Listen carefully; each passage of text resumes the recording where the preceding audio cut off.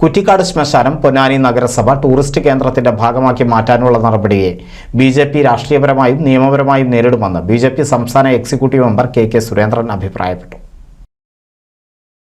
പൊന്നാനി താലൂക്കിലെ ഹിന്ദു ജനവിഭാഗം ആശ്രയിക്കുന്ന ശ്മശാനം ഭൂമിയിൽ നിന്ന് കുറച്ചു ഭാഗം ടൂറിസം പദ്ധതിയുമായി ബന്ധപ്പെട്ട പ്രവർത്തനങ്ങൾക്ക് ഉപയോഗപ്പെടുത്താൻ ശ്മശാനത്തിന്റെ മതിൽ പൊളിച്ച് നിർമ്മാണ പ്രവർത്തനം ആരംഭിച്ച നഗരസഭയുടെ നിലപാട് പ്രതിഷേധാർഹമാണ്. പണി നിർത്തിവെച്ച പൊളിച്ച മതിൽ പുനർനിർമ്മിക്കണമെന്നും ആവശ്യപ്പെട്ടു. കുറ്റിക്കാട് ഈശ്വരമംഗലം ശ്മശാനങ്ങൾ വൈദ്യുതി ശ്മശാനങ്ങളാക്കി മാറ്റാനുള്ള അടിയന്തര നടപടി സ്വീകരിക്കണം. നിലവിലുള്ള ഭൂമി തന്നെ അപര്യാപ്തമാണ്. അടുത്തുകിടക്കുന്ന ഭൂമി കൂടി ശ്മശാനത്തിന് അനുവദിക്കണമെന്നും ആവശ്യപ്പെട്ടു.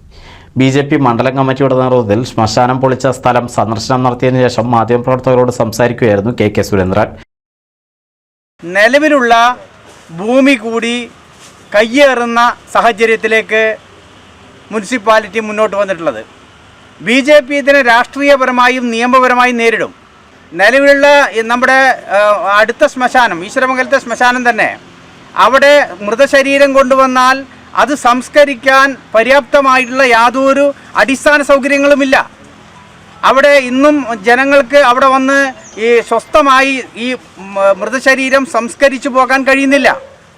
ആ സാഹചര്യത്തിലാണ് മറ്റൊരു ശ്മശാനം, ഇവിടെ സൗകര്യപ്രദമായി പ്രവർത്തിക്കുന്ന മറ്റൊരു ശ്മശാനം അതിൻ്റെ ഭൂമി കയ്യേറാൻ ശ്രമിക്കുന്നത്.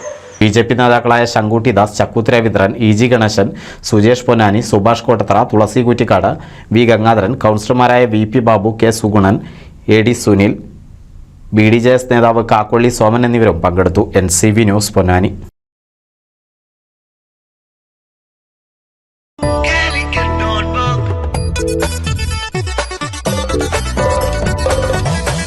Calicut Notebook, fusion experience with a slice of Malabar.